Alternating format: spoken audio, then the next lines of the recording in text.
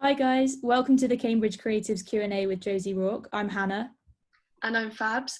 We are the co-presidents of Cambridge Creatives. We are a student-run creative collective. We are curating a series of talks with world-renowned professionals in film, TV and theatre. So please follow our Facebook page to keep up with more future events. Just a few housekeeping rules before we begin. If you have any questions for our guest speaker, please type them in the Q&A box below, not the chat, and we will read them out for you. Bear with us if there are any technical difficulties and let us know in the chat if there are problems with hearing or seeing us, and enjoy the Q&A. So our guest doesn't really need any introduction, but Josie is an acclaimed theatre and film director. She was the artistic director of the Donmar Warehouse from 2012 to 2019, where she directed Coriolanus starring Tom Hiddleston, and most recently she directed Mary Queen of Scots. At university, Josie was the first woman to direct the Footlights Pantomime, and we are very honoured to have this former Cambridge alumna and trailblazing director speak. So my first question for you, Josie, is when did you know that you wanted to work in the creative industries or even direct? So I think the first thing for me to say is I feel absolutely fantastic after that introduction, and I'm nowhere near that impressive. And the reason I can tell is that my mum is currently taking down my washing in the background. So, and I actually have a question, which is how do you get a Q&A box on Zoom?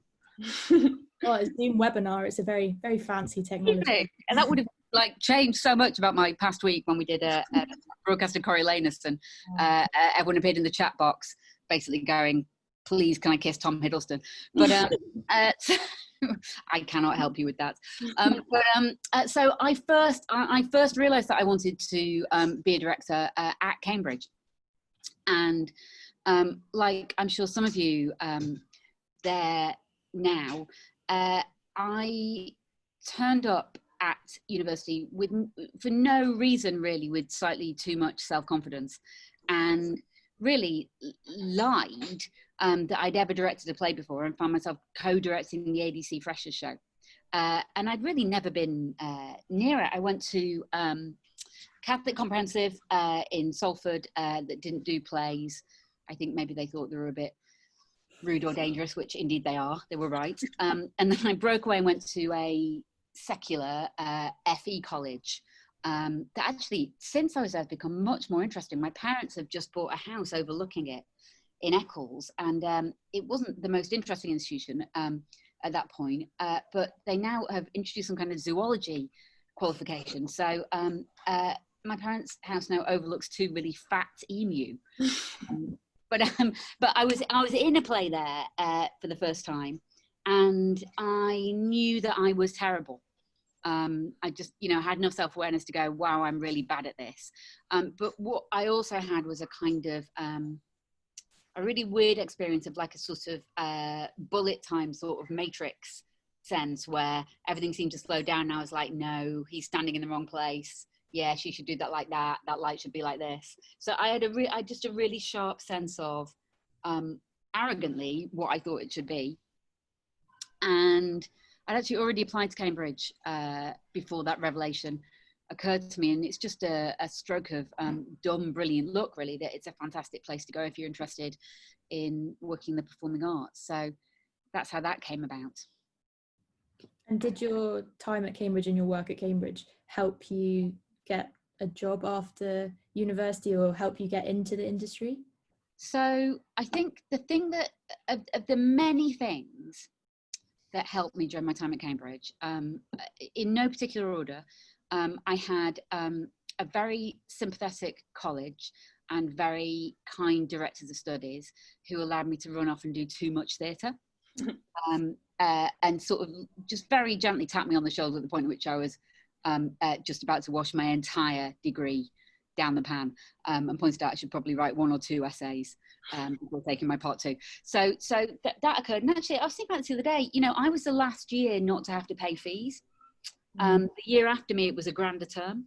So I don't know if I would have felt differently about it had my education not been free. I think one of the things that I think probably the fact that the state was still paying for me to go to university liberated me to do was to think very broadly about what a definition of being at university was. But that was very helpful. my director of study and the college were very helpful. I was in the same year as Paul King, who directed the Paddington films, John Oliver, who is obviously now John Oliver, and Richard O'Hardy, who is now obviously Richard O'Hardy. And I think the thing about those three lads is they'd worked it out in more detail than I had. Partly in Paul's case because he was a Wycomist and came from that, public school background and had a bit of that privilege of understanding what that route was. And Richard and John, who didn't actually, were just unbelievably smart and had thought about it. And they were very clearly, to me, unapologetically working out their ambition through their time as undergraduates. And I sort of thought, in a very vaguely feminist way, why should it just be the lads that get to do that?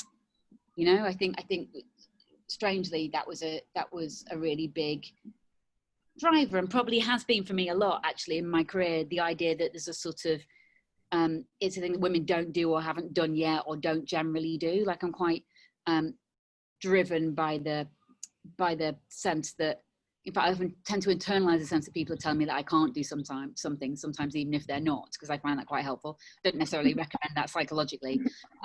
It's not like the best tactic, but it's definitely driven me a bit. So I think there was that.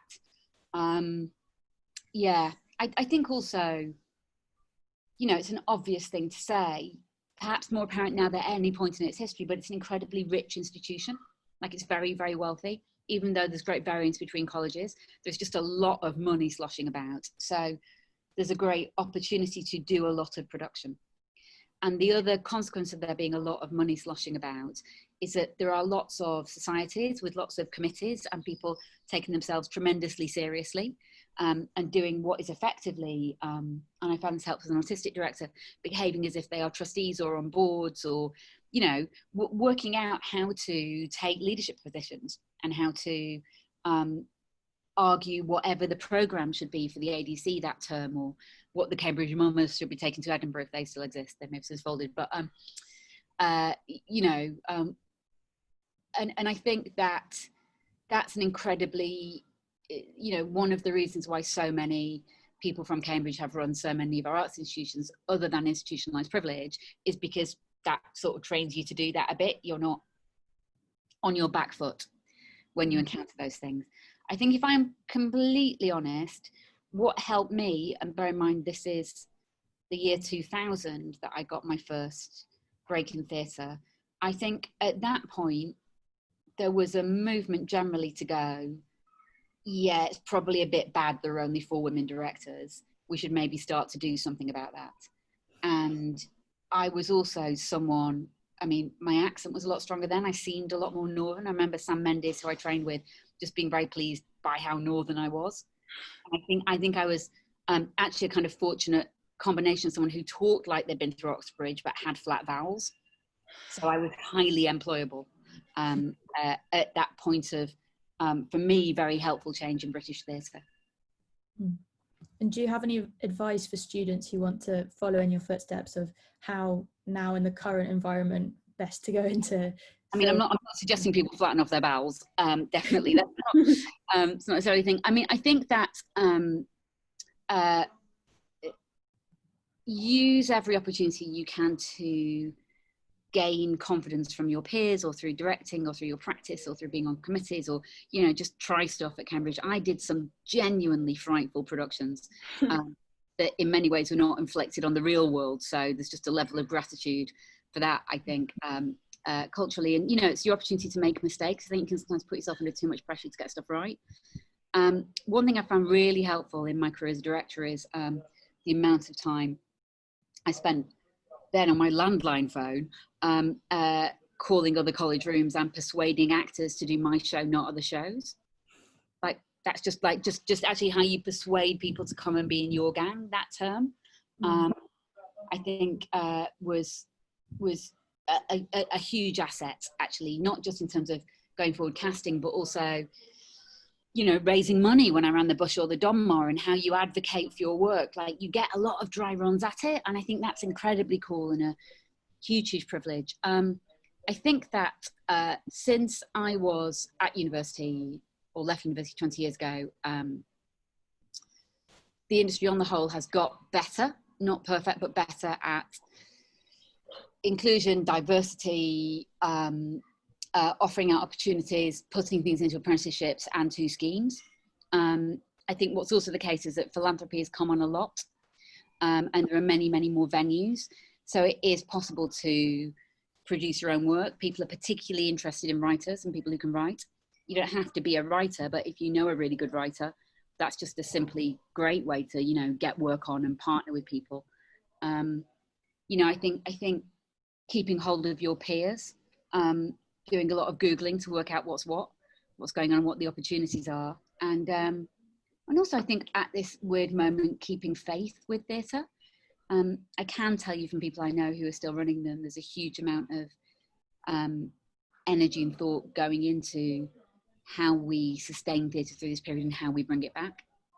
And I do hope that there is enough energy to try and bring it back in a strengthened form in some ways, actually, particularly in terms of opportunity and freelancers and people who are beginning, because I think although there is this horrible period of interruption, people will be very, very concerned, because they naturally are, because on the whole, people who run theatres are nice and liberal and concerned about a generation missing out on early opportunities. So I think that will come back with force. I really do.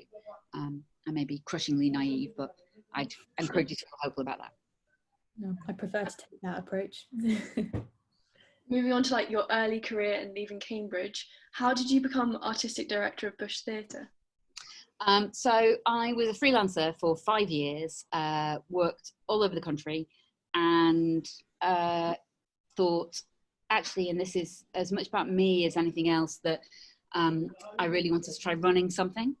And I'd always really loved new work and writers. That had been something I'd enjoyed. I spent a couple of years on and off at the Royal Court, working and training there, and the Bush came up, and actually a rigorous process of application and interview. I mean, sort of applied for it and got it, really. Yeah, I mean, same at the Donmar. I mean, I just sort of wrote an application and went for some interviews. That's sick. How were you able to juggle like doing freelance directing and being the artistic director as well? Well, at the Donmar, my contract severely limited me from freelancing. Now, I didn't have a lot of time to do freelancing, and often if I did a show at the Donmar that was successful, it would go to New York or it would go to the West End. So a lot of that transfer stuff, but I probably had less freedom than any other artistic director to go and work elsewhere. A lot of artistic directors did a lot more outside, and the negotiation to be able to do Mary Queen of Scots with the board at the Donmar was a really tough one. Like, it was hard to persuade them that I should be able to go away and do that.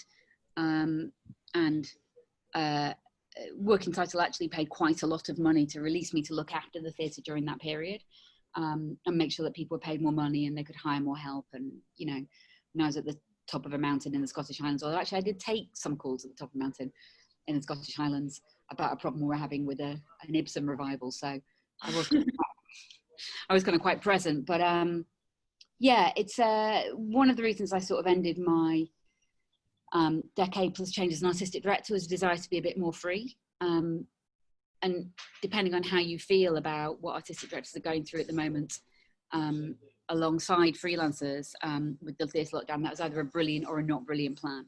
But yeah. Do you have a specific aim with your programming?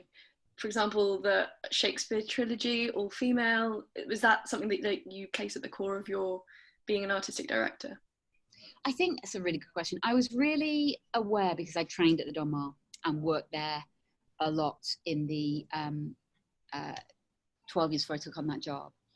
I was really aware of how sort of swooshy a theatre it was, and how chic it was, and how metropolitan it was. And even though it's a very small house, powerful people like to go there and like to say that they've gone there.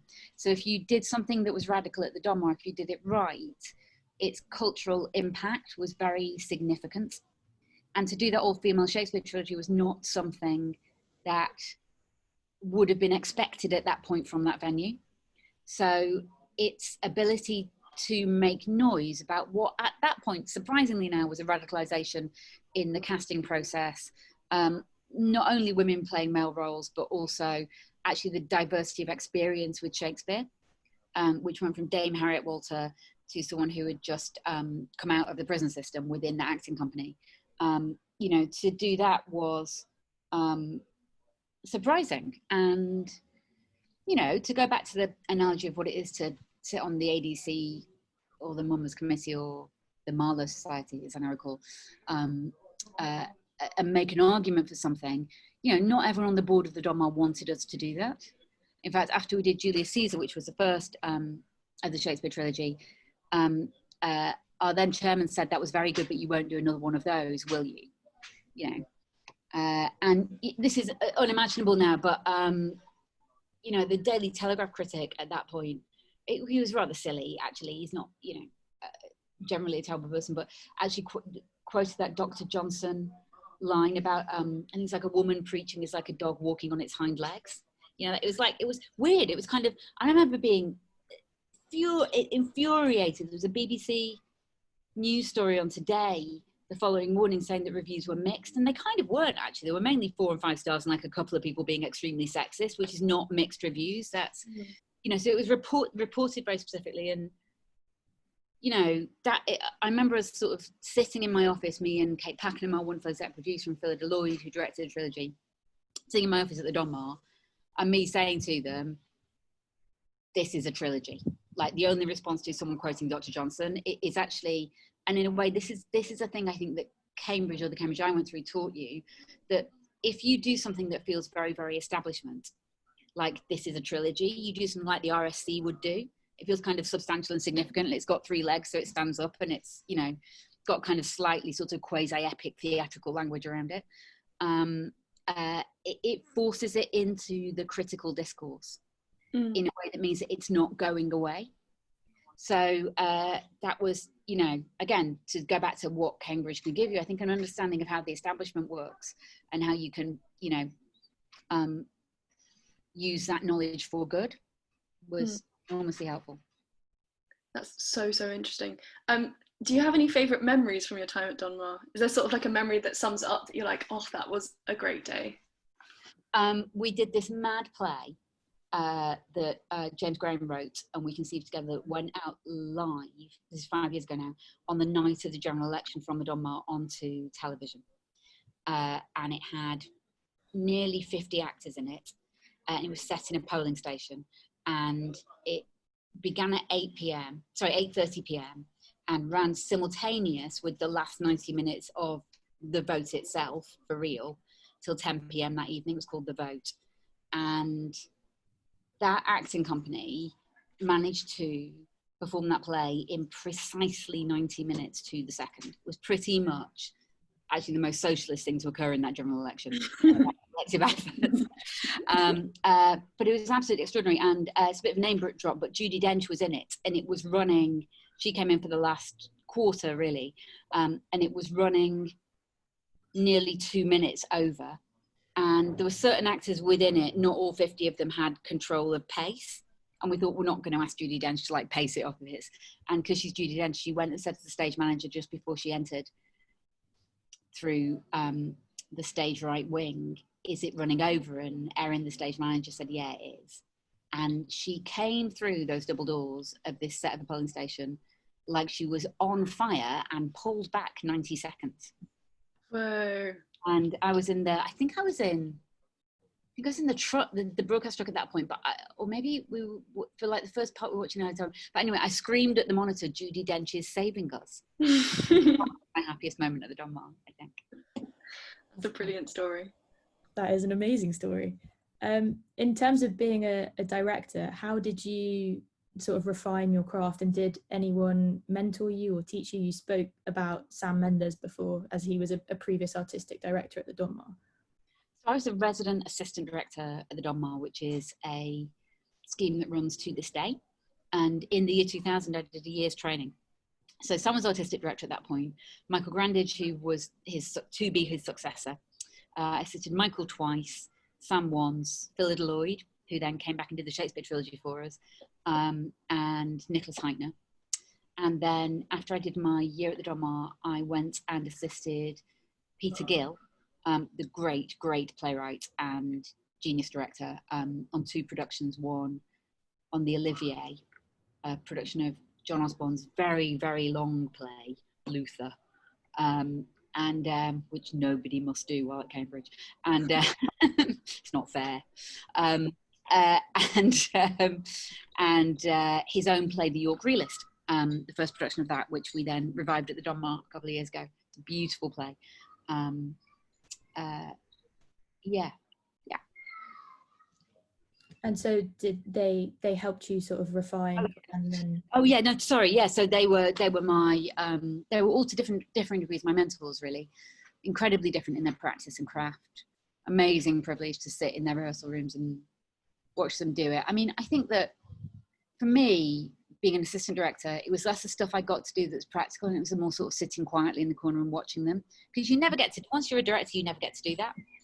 You know, one of the reasons it's nice doing a musical is you can work with a choreographer and just watch someone's practice at a higher level in the same space as you. But, you know, there's no reason that directors would let you into their rehearsal rooms once you're an established director. It would totally skew the balance. So I think that bit before you're established is actually incredibly precious. Yeah. And they all taught me vastly different things.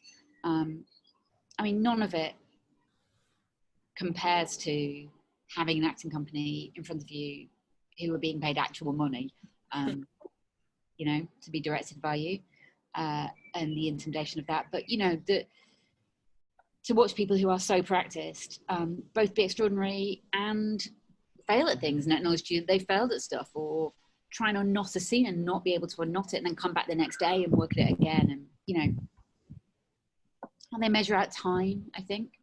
Directing plays in some sense is about how you measure out time, how much time you dedicate to one thing or another. And so to observe that several times before I did it myself was really cool. Sounds amazing. Do you find that your directing style adapts to the plays that you're directing? So, for example, Shakespeare in comparison to a contemporary play? Yeah, very, very much. Not all directors are like that. Some have a practice. And I, as an artistic director, I've employed directors who work both ways. Some who have a kind of very set method of working, and some who are more adaptive. I think I'm definitely more adaptive. I'm always looking for what will kind of call the material to the surface, I think. And sometimes you're adapting to the actor as well. You know, trying to sense out how to get the best out of them. Specifically for Much Ado About Nothing, how did you go about casting Benedict and Beatrice and David Tennant and Catherine Tate? And what was it like directing them together, because they have such a sort of a history and rapport already? Yeah, so they're great mates, and they decided they wanted to do Much Ado About Nothing and came and asked me if I would do it. So that's how that came about. So they were already cast as Beatrice and Benedict, which was, you know, amazing. And I think I spent a lot of time thinking about both of them as performers as I conceived that production. So that production, Much Ado, is very much conceived for David and Catherine to play Beatrice and Benedict within it. It's not me going, what would my Much Ado be? And I think, so I don't know if you saw it or are aware, but it's basically set in the 1980s on an island that is a bit like Gibraltar and a bit like Ibiza. There's a very light implication that the soldiers who appear on the island have returned from the Falklands, to give it its kind of 80s moment. And there is just a faint kind of, if not colonial, but sort of rich English guy in Spanish speaking country feel to Leonardo and his household. And so I think it was me thinking comedically, you could have a lot of fun with the idea of a party island, which had a sort of curious history with the English. So some of that kind of tension, and the English in Spain is kind of tension enough, I think, in a partying sense. Catherine, I think, can play period. In fact, I've just directed a movie in which she acts in period perfectly. She can pretty much do anything, but there was a modernity to both of them as two people. And I was very aware that the people who came to see that production, she'd just come out of Doctor Who, and they were really, at that point, nation sweethearts. Like, they were so famous in that way. They'd sort of hit peak fame. in people's consciousness. So I was very aware that people who came to see that production would not only have not seen a Shakespeare play before, but not seen a play before, you know, in that sense. So I think there's something visually very fun and very accessible about that period. And I wanted to use a lot of music in it. So our brilliant composer, Michael Bruce, took the songs in the play and a lot of other Shakespeare songs and made them sound like, you know, Wham and Madonna and, you know, Human League and kind of like that. So it came from them and came from that, really. And I always find, I don't know how well people know the play, but there's quite a complicated bit of plotting in it where they perform, in a classic Shakespearean sense, a bed trick. So they make Claudio believe that Margaret is hero and is being unfaithful by something someone sees or doesn't see at a casement, at a window. And I was worried that the audience's understanding would drop off at that point, because it often does. It's a bit weird, you know, they've done something bad, but you're not quite sure what, and then there's a lot of shouting in the church the next day. So we conceived this sequence that basically is a stag do and a hen do, that does a kind of sort of dance floor sequence on a revolving stage that just made that bit super clear. So it just, the 80s kind of released me into a few dramaturgical interventions that made it run quite smoothly. Moving from that to Coriolanus, you touched on working with Tom Hiddleston. What drew you to the project? What did you want it to be? What was your motivation? I really wanted to do something with Tom, because I've seen him be so brilliant on the Donmar stage as Michael Cassio in a production of Othello by Michael Grandage years previously. And we sort of knew each other, had been chatting about doing stuff. So that was part of it. Then I'd always been quite fascinated by the play. And actually, there's a combination of thinking about the play and thinking about Tom came together. And so I just sort of sat down for a coffee with him and said, what do you think about this? You know, as an artistic director, you do that a bit. It doesn't always come off. People aren't free and it doesn't happen. And, you know, it could as easily have been another encounter with another play with another actor, depending on where they're at. But it was just a very happy coincidence of us wanting to do something together, him being a great fit for that part in that play. Yeah, and the timing being right. I also think I quite like with Shakespeare particularly sort of going to people, this play is not quite what you thought it was, or doing something that's surprising or that unlocks or invites a kind of reimagining of interpretively what a text might be, because I think we have a tendency to be canonical about interpretation, whereas actually over the decades and centuries, the fashion for Shakespeare's plays and the opinions about them have waxed and waned massively. You know, as English students who are on this will know from their studies, they performed King Lear with a different ending for a great chunk of the 18th century because Johnson thought it was unbearable. You know, incomplete. You know, people talk about radical interventions now. I mean, what about that? That's like release the Snyder Cut at Samuel Johnson back in the 18th century. I think it's kind of weird, but so I think that we have a tendency, I slightly blame the Victorians really, to sort of accumulate, here we go, this is quite a moment, isn't it, to sort of pretend that statues aren't things that are regularly pulled down and have been throughout the course of history, you know, so that, I guess. Big comment, very relevant. How do you cultivate your professional relationships, particularly your friends? Like, you've worked a lot with Mark Gatiss and James Graham. How did that come about?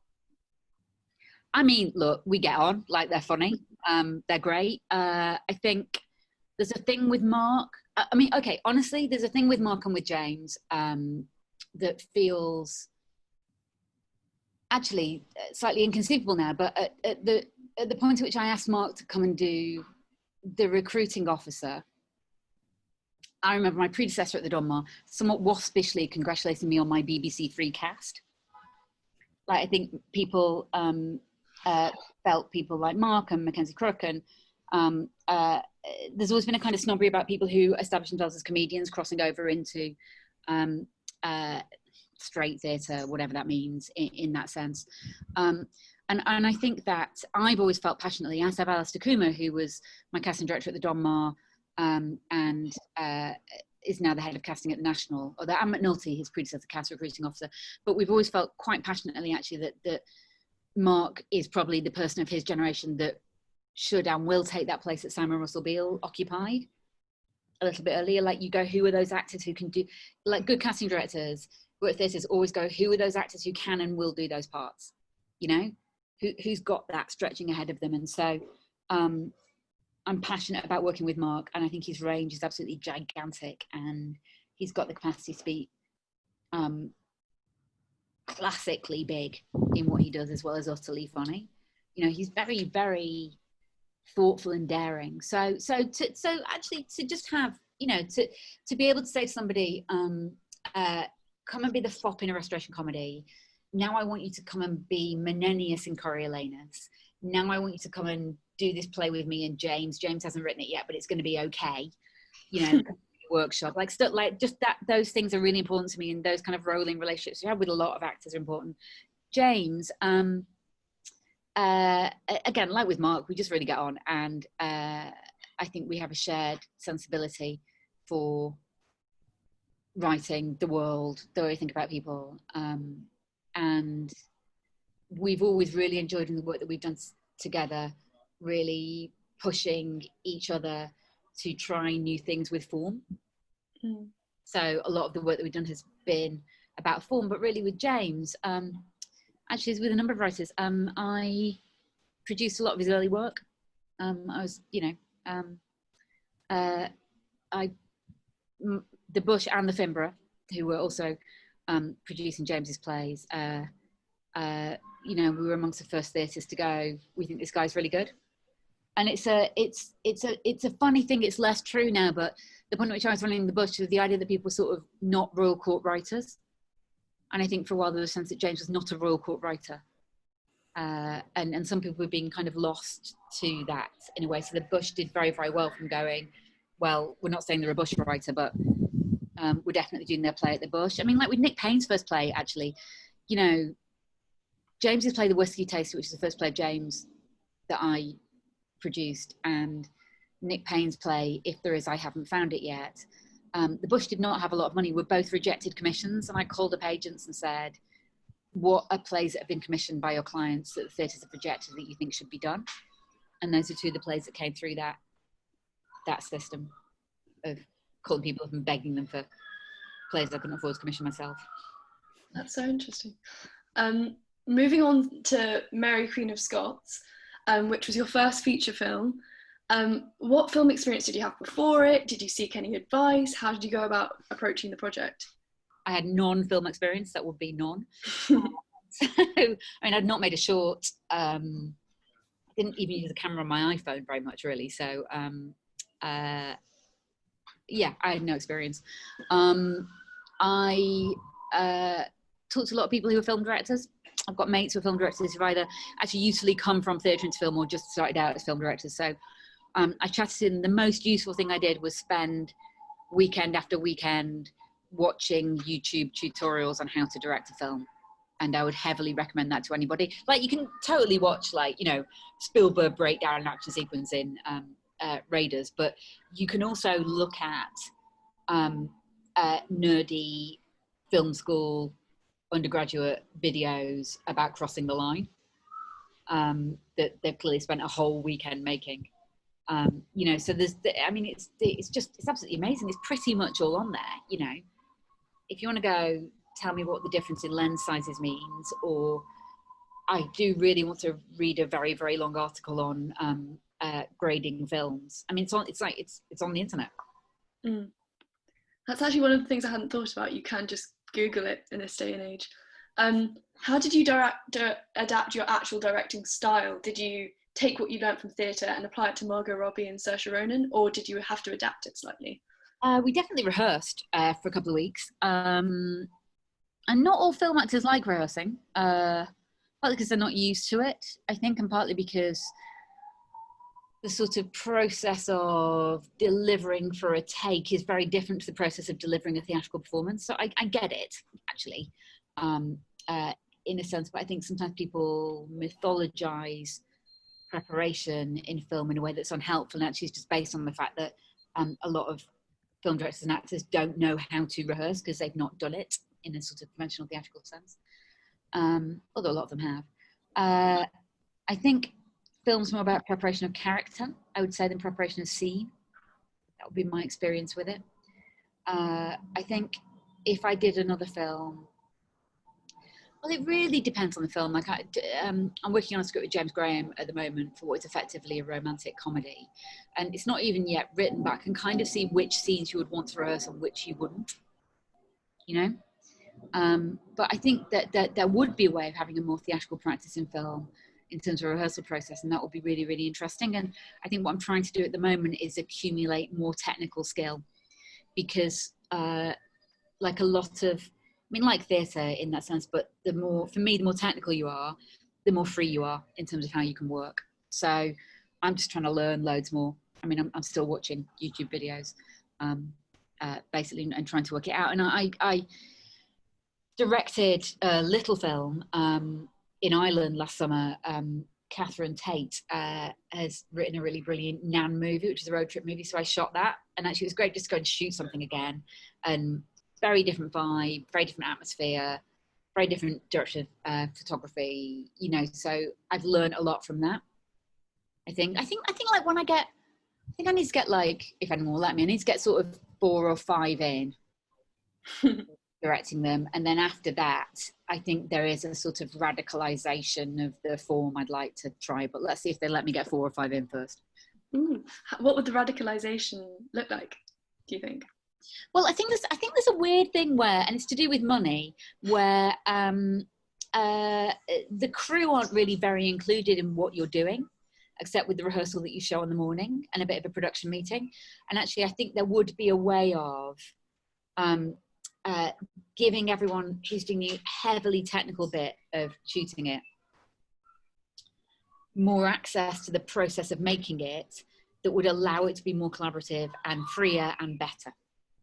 Because a lot sound like, particularly on a very big movie like Mary, but really on any to an extent, your ability to experiment is limited by 2 things. Like a very experienced director, I think, could start, look at what was happening, go, that's wrong, and have enough technical skills to be able to replan and flip it around and shoot it and hit the deadline.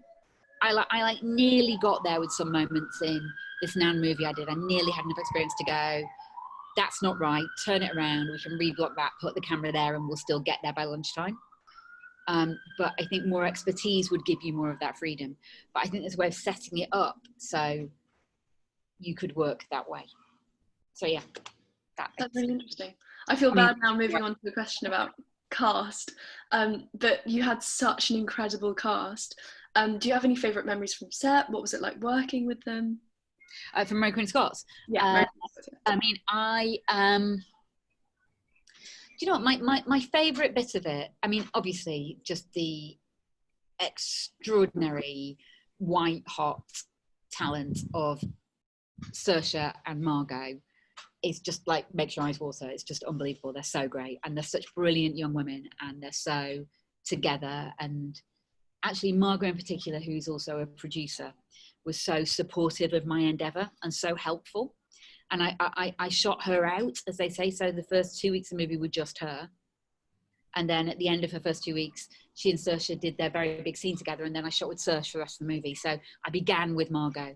And she was enormously generous and helpful and full of just gentle, smart advice that she didn't even always give as advice, actually. She's very, very elegant and brilliant. So that was great. But there are 3 actors in that film who I've worked with on stage for or since, who are very established actors. All of them are in their 50s now, who I know very well, who had quite relatively small roles. So Brendan Coyle, Ian Hart, and Adrian Lester. And those 3 guys, when I started to go through the rushes of what we'd shot, often would be on them and they wouldn't have dialogue, but they'd all thought so hard about the scene that every time it was on them, they were giving me something subtly different that gave me so much in the edit in terms of nuance. And I was just bowled over by their craft, actually. I was quite overwhelmed by what from their experience are able to do, and the generosity of what they did to help me out on the movie was amazing. Sounds amazing. You seem to have thought very carefully about how you cast the movie. You previously said that you didn't want to direct an all-white period drama. How do you go about making historical drama or sort of early modern pieces more diverse? I mean, just by not making them entirely white. Like, it's not, like, I think people overcomplicate it. You know, obviously people in certain quarters, let's hope we can say certain 8ths and certain 16ths, get really, really upset and a bit racist. Every couple of months, even though it's quite a long time since the movie came out, my Twitter lights up with someone who's discovered it. In fact, my most favourite moment of being trolled for it was someone who'd taken the trouble to go through the internet to find a picture of me, except it wasn't me, it was the script supervisor, so they can't care that much about representation. But so people will get cross, and they will appear to be very confused, and they will tell you that it is taking them out of it, and they will tell you that it is inaccurate, except that's the only inaccuracy that they're focusing on in something that by its very definition cannot be accurate, because period drama is an analogy, right? And you're not saying this is it, you're saying we're creating a contemporary analogy to see what it can shine light into. And I don't know why I'm telling a bunch of Cambridge students this, but by its very definition, an analogy is imperfect. It is not the thing. And so in that space between what we imagine to have been accurate, except, and I'm maybe talking to some historians here, my dad always says the point of historians is to prove that the previous historians were wrong. So, you know, that's also evolving, isn't it? Where that gap is where the art is. Where that gap is where the representation is. That's where the conversation is. So, yeah, on one level, it's a brilliant way to make some annoying people cross. Okay? And I suppose I've said that in a grown-up fashion, I'd say to spark debate about what that thing means. Whether or not, going forward, we have an appetite for many more stories that are about white monarchs, I don't know.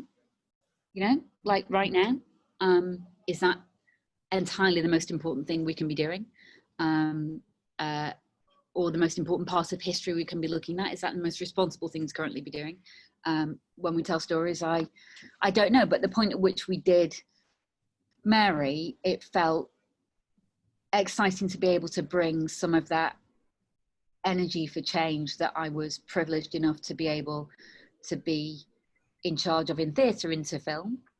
And, you know, I think that film companies, particularly studios, really like pre-contracting stuff. Like, they like the sound of that. Do you know what I mean? Like, you might go, you know, my client simply won't do this without a dozen fresh tangerines every day. Like, you know, makes them up. It's like the kind of, you know, people like, or, you know, they must have this before. Like, they quite enjoy making those contracts. So I think knowing that a little bit, I said, just so you know, before we go into this, I will not direct it with an entirely white cast. So that was it was a straightforward thing to do, I think. And yeah. Oh, it sounds a very clever and important thing to do for the future of the industry. So, like, it's not massively, I mean, Working Title have now made an entirely white Emma. Do you know what I mean? Like, it's not, I can't say it's radicalised their practice. Yeah. But, you know, steadily. Exactly. Moving on to your most recent project, which hasn't even come out yet, the Talking Heads adaptation again. How did you find out about the project, and were you able to work with Alan Bennett, who wrote the monologues? So actually, Jodie Comer and I, who is in the Talking Head monologue that I directed, that's one of the 12 that will be screened. I think they all drop on iPlayer on the 23rd of June, actually. So she and I were doing an interview with the Radio Times the other day, and they asked that question, and she said, oh, they phoned me up and said, did I want to do this Talking Head? Josie Rourke was doing it. And I said, oh, they phoned me up and said, did I want to do this Talking Head? Jodie Comer's doing it. So clearly they did a kind of brilliant kind of gambit, although I can't imagine anyone on earth who wouldn't say, yes, please, I'm doing a Talking Head with Jodie Comer, whereas I'm not sure the other side might be the case. But so yeah, Nick Heintner called me up, and Nicholas Heitner, I should say, rather than being unbearable and going Nick Heitner. Nicholas Heitner has directed pretty much all of Alan Bennett's work for the past 20, 30 years. I think they're enormously close. And I think the BBC approached him at the very beginning of lockdown and said, of the things we can think that could work under these conditions, this is one of them. And would you talk to Alan about it? And Alan was very pleased. I can now say Alan because I have spoken to him on the phone.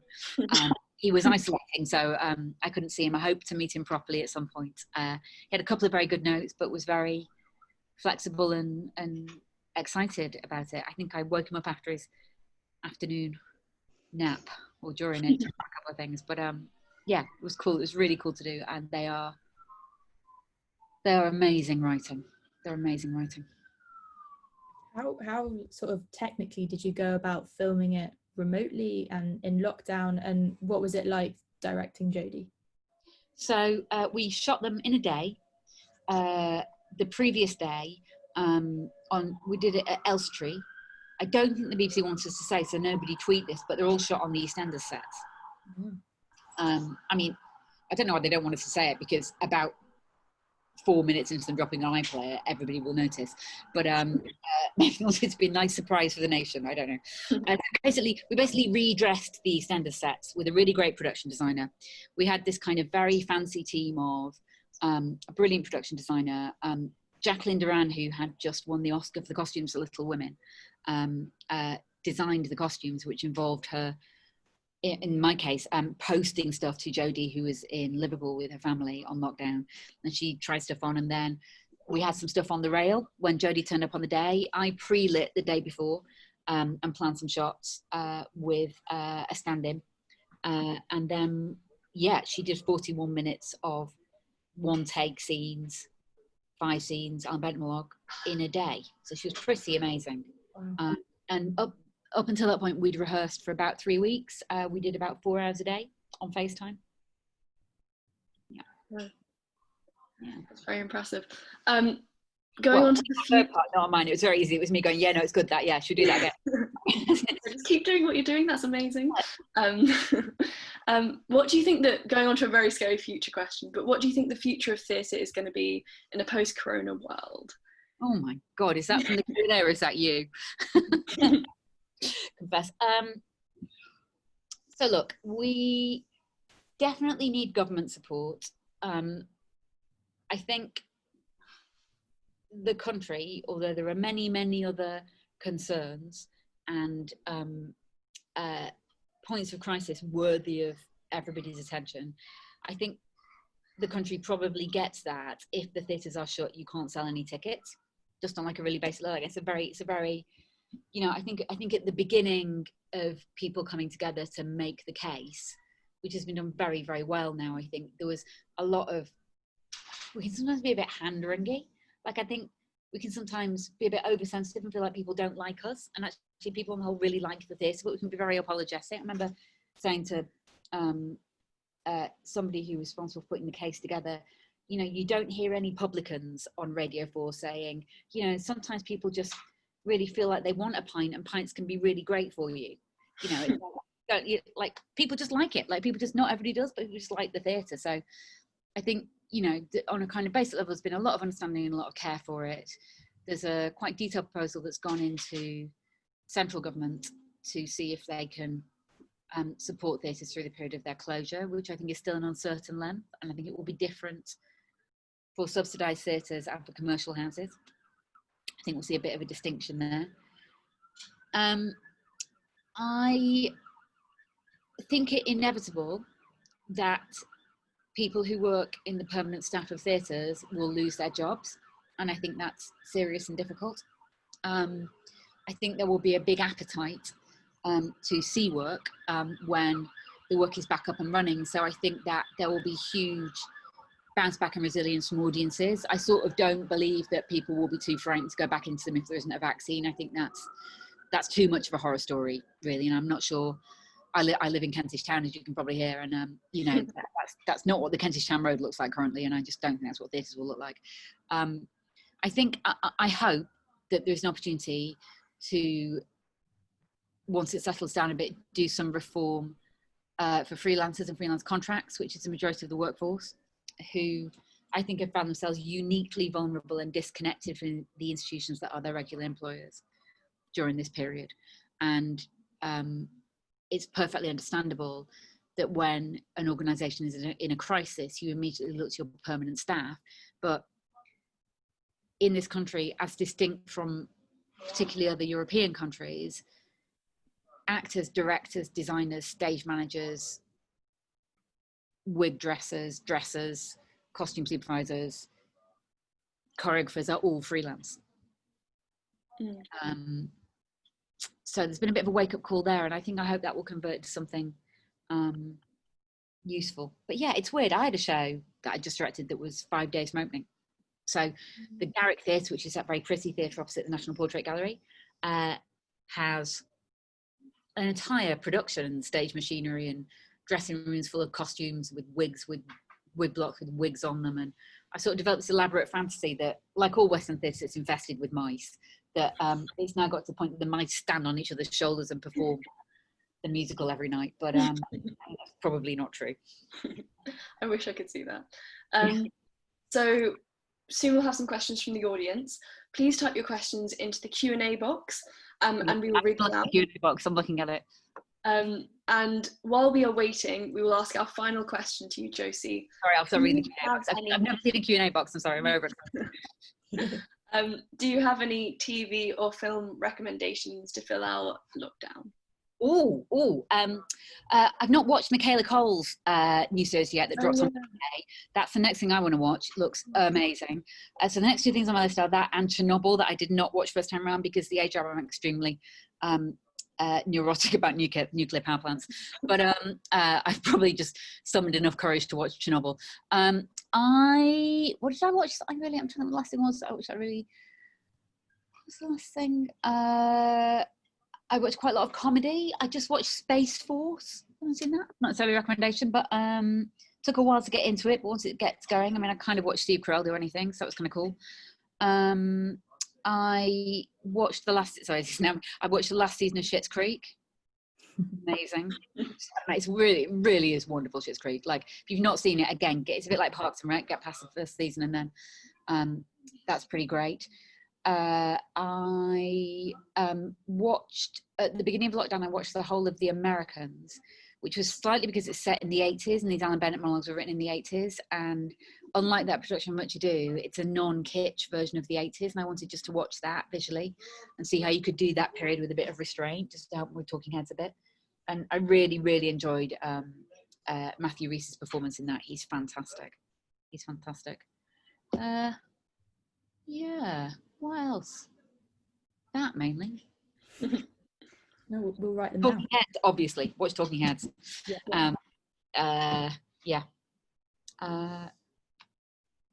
Just there's an actor I really like who actually saw Mary Queen of Scots and wrote to me, called Caris van Houten, who is a very famous Danish actor who sent me a couple of films of hers that I've been watching.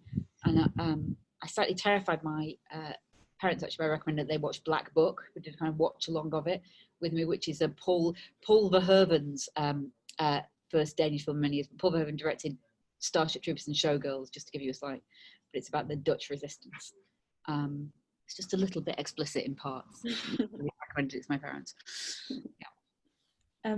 So our first question from the audience for you is kind of practical, whether people should go to film school or drama school if they're thinking of going into theatre or film, or whether it's better just to learn by doing. Can they do me a favour? Can they say what they want to be? Because that affects that answer, I think. Can they do a quick follow-up? Challenging. Well, they could put that in chat. Look, chat's just... Where's chat? No, that's you, last cue. Okay, no, wait, no.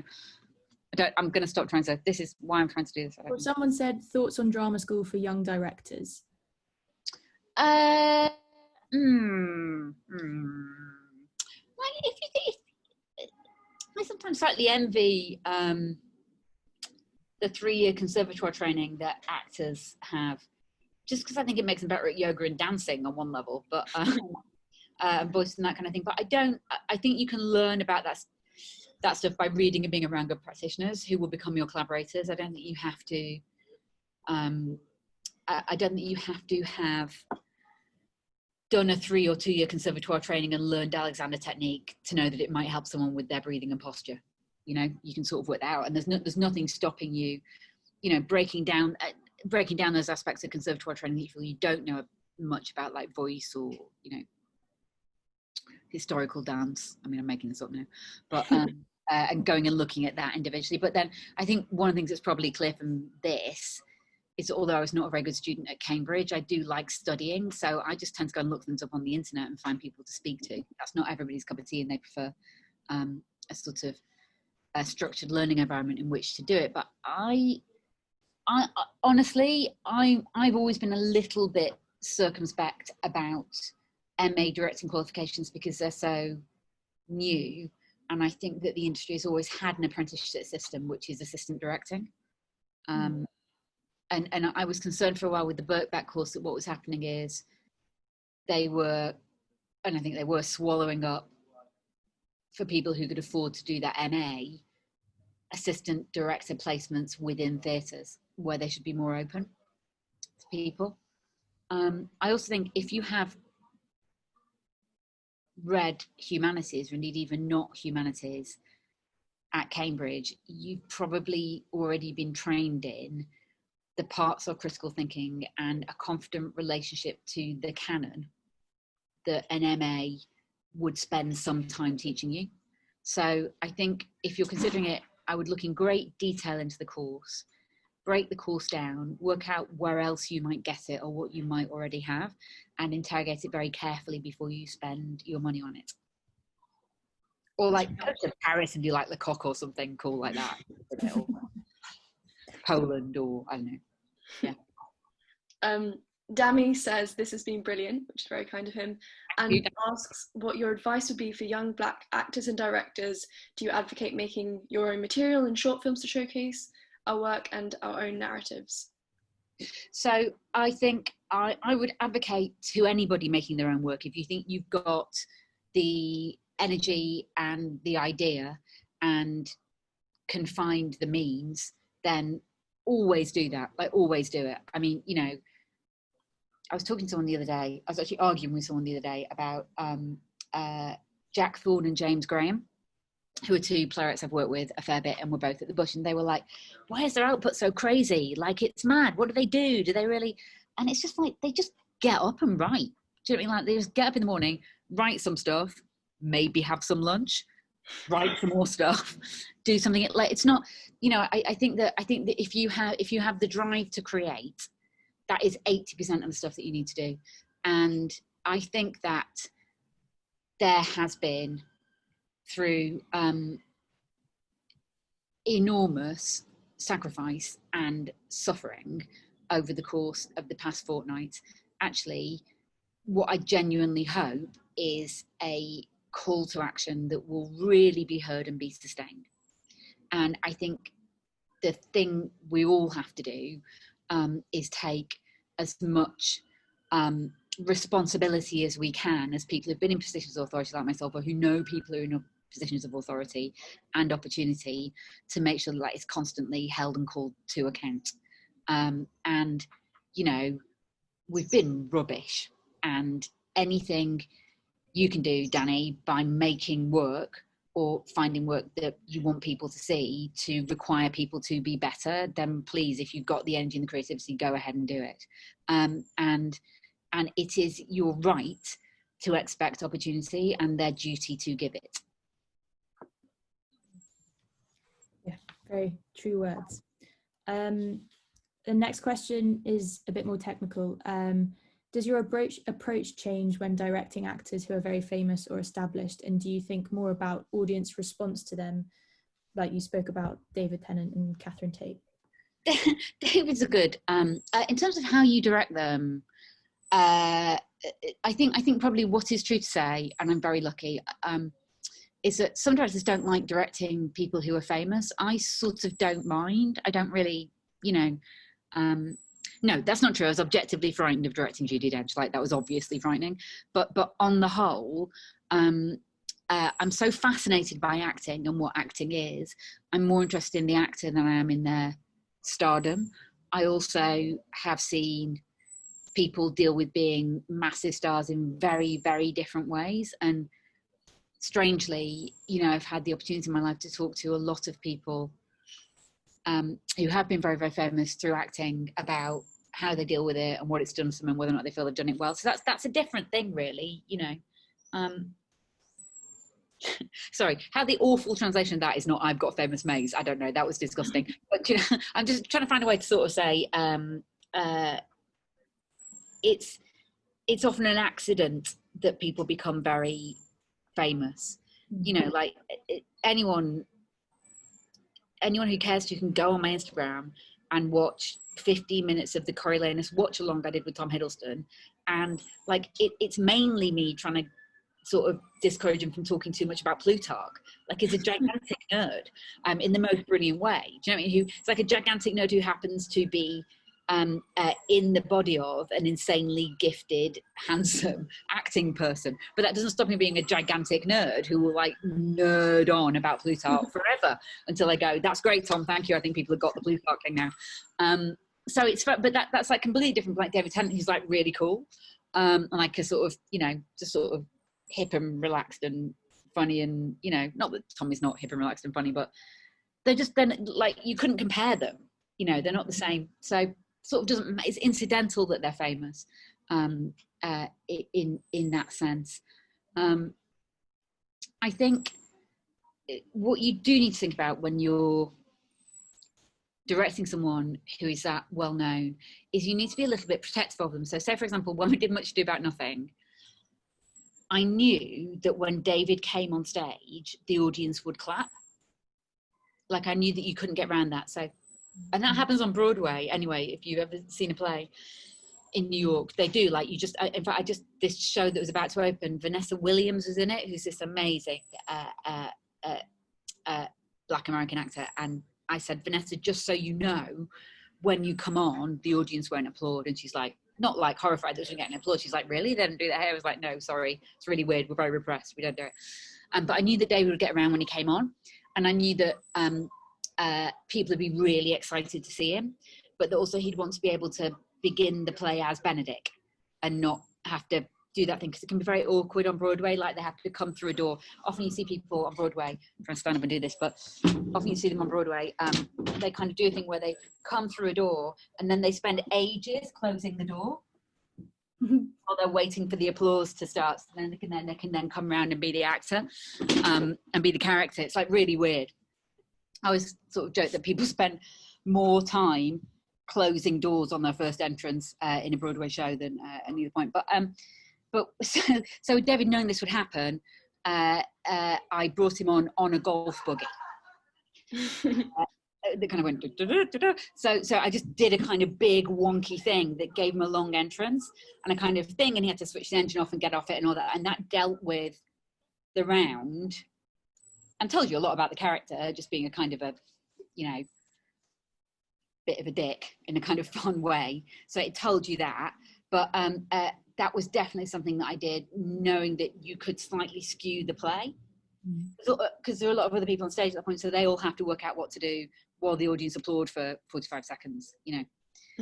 So yeah, that kind of thing. I think this is going to be our final question, but what advice would you give to people trying to stay creatively productive during lockdown? I would say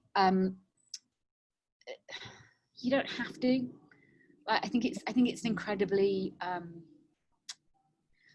I think it's the effect on a lot of people I know who are insanely creative people has been analgesic. You know, a lot of people have felt incredibly numb, and mainly what you hear people saying is, "What day is it?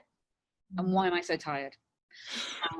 And I think there's like really good obvious reasons for that. Like, we're such social creatures, and often our creativity or our desire to sort of spin a story or a moment comes out of a desire to delight or to impress, or, you know, to enjoy. And a lot of that enjoyment is something that doesn't often happen when you're on your own. that is not to say that what won't come out of this period isn't massive creativity. And that's not to say that without realizing it, part of your unconscious mind isn't backing up like the most amazing stuff. I find it hard to believe that they're not really. So I would say don't put yourself under too much pressure to do it. And, you know, all that kind of learn a new skill and write a novel and all that, I think it's really, like, if you're doing it, if anyone is learning a Slavic language or on the penultimate chapter of their memoir, really, really well done, top stuff. But I think don't dislike yourself if you just feel a bit weird and can't even quite get to the end of a box set. That's okay, you know. That's okay, because creativity isn't always about productivity. Sometimes it's about lived experience that takes a great deal of time to distill. And particularly if you're an interpretive artist who, like me, can't really do anything unless you're with other people in a room, it's important to acknowledge, spend a bit of time reflecting on how much you love those rooms, but also, you know, this time that you are spending now will provide experience, reflection, stillness, difficulty, that at some point will produce something that amounts to a creative act. That's really, really interesting. I think that's all we have time for, unfortunately. Thank you, Josie, for your wonderful answers and for giving us your time. Thank you to everyone who joined the call and asked such amazing questions.